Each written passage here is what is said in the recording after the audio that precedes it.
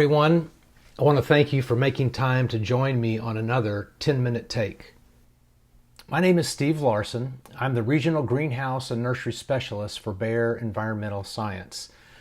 I cover the Southwest United States, and I've been recording these videos to stay connected with you, commercial growers, as well as distributor sales reps across my territory during the ongoing coronavirus pandemic. I'm using these little 10-minute takes, as I call them, which oftentimes aren't really exactly 10 minutes, and you'll forgive me for that. But I'm using these as an opportunity to touch on some pertinent topics, hopefully timely topics that are happening out in the marketplace and that will serve to provide some value to you and your pest management activities. I've been talking to some of you over the phone here lately, and I'm happy to report that it sounds like almost universally everyone is having a really good spring. Today I want to talk about the application of insecticides and fungicides and when to use a spray treatment versus when to use it as a drench treatment. You know, it seems like a fairly simple topic, but it's probably a little bit more complicated than perhaps it seems on the surface. And I'd like to break down each technique and offer some simple tips for each type of application method. A lot of the advice for today's discussion is coming in concert with our resident expert and Bayer Ornamental's technical manager, Dr. Aaron Palmatier. And my intent is to pass on to you knowledge that was gained through our interactions with various products, circumstances, growers, and challenges that will hopefully provide you with common sense practices and successful solutions. So let's get started. Crop protection is a broad umbrella term meant to include insecticides, miticides, fungicides, and herbicides. For this discussion and for brevity's sake, I will include miticides under the same heading as insecticides. I won't be discussing herbicides at all today, as that category has very different treatment criteria and terminology, and I've been covering herbicides a bit in previous talks. Crop protection treatments can include a wide range of application techniques, as viewed here in this graphic: sprays, fogs, soil drenches, actually tree injections, just to name a few popular techniques. Today we'll focus on the two most popular treatments for nursery and greenhouse growers: sprays and drenches. Aside from the labor and monetary costs for treating your crops, your biggest concern should be centered on performance. You want your treatments to work effectively the first time. In order to do that, you will need to use the right product for the right pest, using the right technique in order to get the very best results. In this presentation, I'm going to try to answer two basic yet important questions. Which treatment is best for each pest category, that being insects and diseases, and why? Let's start off with some basic definition terminology.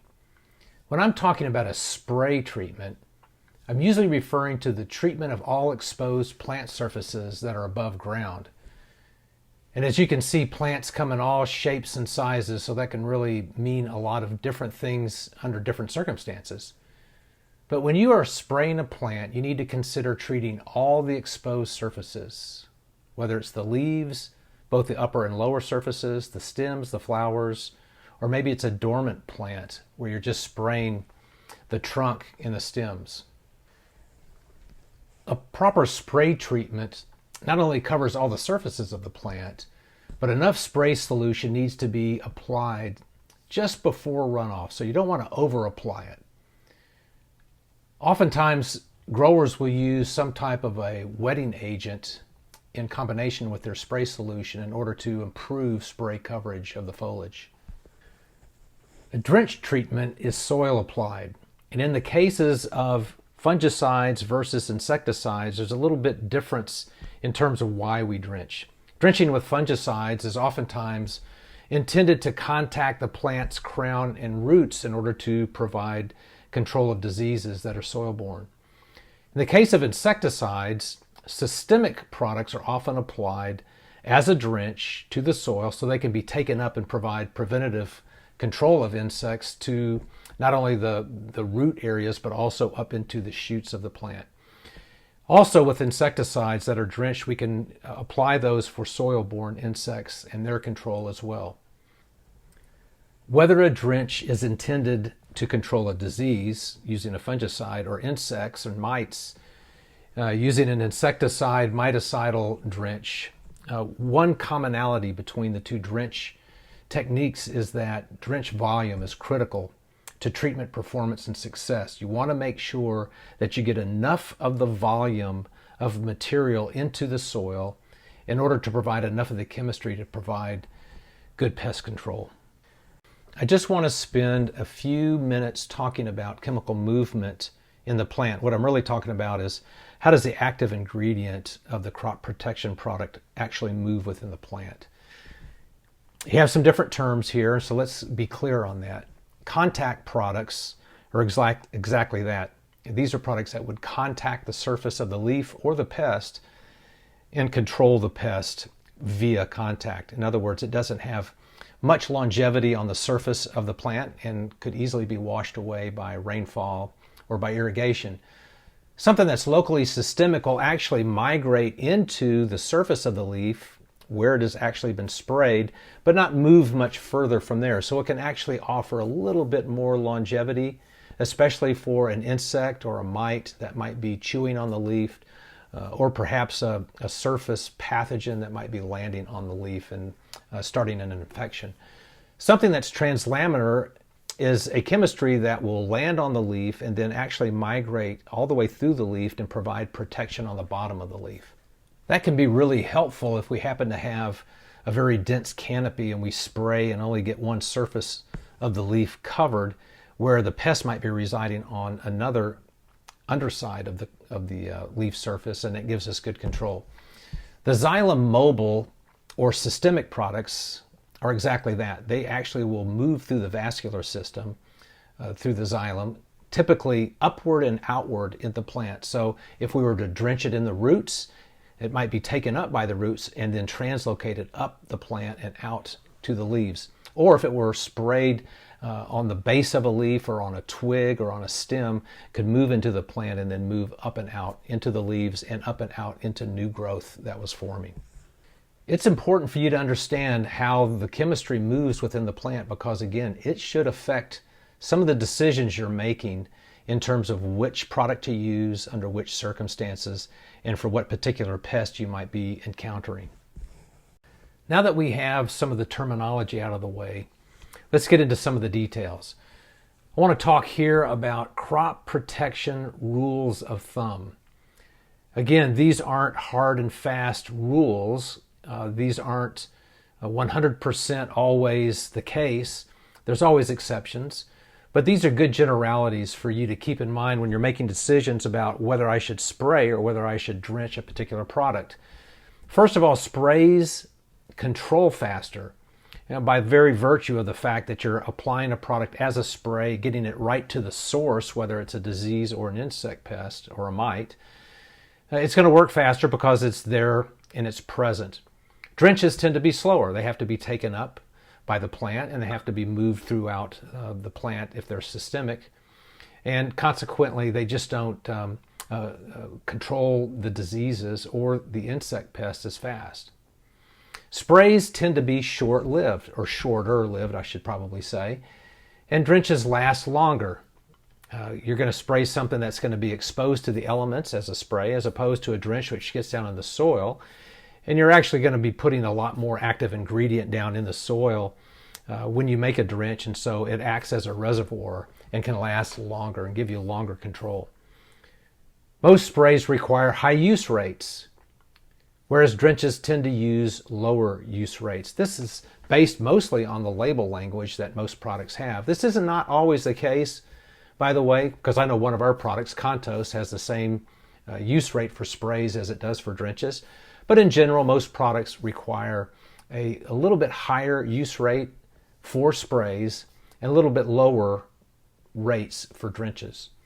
Sprays use less overall volume, whereas drenches tend to use higher volumes. That's kind of an obvious one when you're spraying, obviously you're putting a mist of the product and you're just coating the surface of the plant. Whereas a drench, you're actually putting a lot of volume right there at the soil into where the root zone is. And so you tend to use a lot higher volumes per unit area, let's say per acre.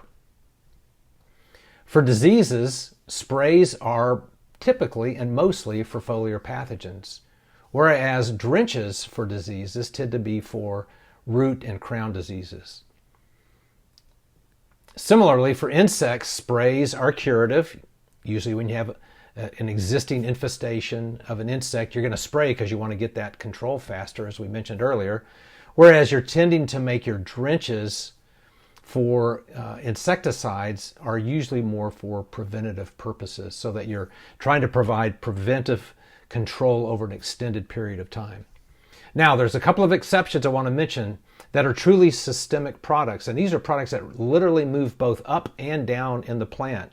There's only two that I know of, and both of them happen to be Bayer products. One's Alliette, a fungicide, and the other is Contost, which is an insecticide / miticide. They're exceptions to the rule in that they move both up and down in the plant.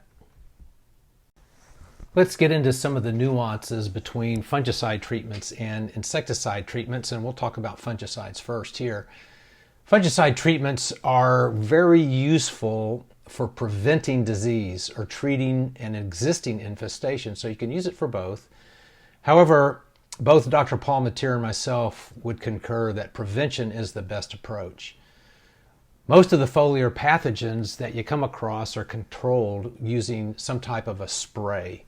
And systemic fungicide sprays are utilized mostly to offer extended control. So most of the systemic fungicides will last somewhere in the 21 to 28 day range at best, whereas contact fungicide sprays have a much shorter length of control, typically something in the order of 7 days, maybe 10 days at the most, depending on the weather.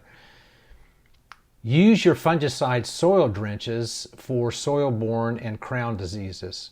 Again, prevention is the key here, because once you begin to see symptoms emerge, it's usually too late and you're probably going to lose that plant or your crop altogether. Drench treatments use lower rates typically, but they offer much longer control, and that's one of the things we do see with fungicide drenches, is they can go much further than a systemic spray would, and it can go maybe 1-2 months or longer.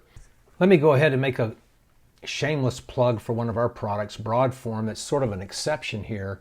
In some recently completed university research trials, we found that Broadform controlled powdery mildew, which is a foliar pathogen, with a drench treatment, a systemic drench treatment of Broadform. It was very effective at very low rates and provided very good control. But in summary here, when we're talking about fungicide treatments, drench versus spray, think of sprays for foliar pathogens and think of drenches for your soil-borne pathogens. Now, when it comes to making insecticide treatments, a few differences between fungicides with regards to sprays versus drenches. First of all, insecticide sprays are utilized typically because they're faster acting than drench applications. Drench applications offer longer control due to the increased quantity of active ingredient that's applied to the soil during the drench. However, it takes a little bit longer for that material to find its way up into the upper portions of the plant for good control. Drench applications need to be applied prior to infestation for effective preventative control. I don't recommend using drenches when you have an existing infestation of either insects or mites. You might be very disappointed with the speed of control. Most systemic insecticides tend to move upward and outward. It's also referred to as a croppedal. It moves upward as in from the roots up into the shoots, and outward from the base of the leaf towards the outer limits of the margins of the leaf. Contact insecticides require thorough plant coverage as well as direct insect or mite contact. And you might consider using something like a spreader adjuvant, a wetting agent, in the spray solution so that you can get the product down into the nooks and the crannies of the leaf. So you not only get good coverage on the leaf, but you get it down into some of the harder to reach areas of the leaf. That about wraps it up here. So that's kind of our 10-minute take on sprays versus drenches. I hope that was helpful for you today. And I will leave up my information here at the end. And as always, please feel free to reach out, give me a call, give me a text, give me an email of some sort. Let me know what your issues are, what your comments are, and I'm always happy to respond and have an opportunity to dialogue with you. Until the next time, take care.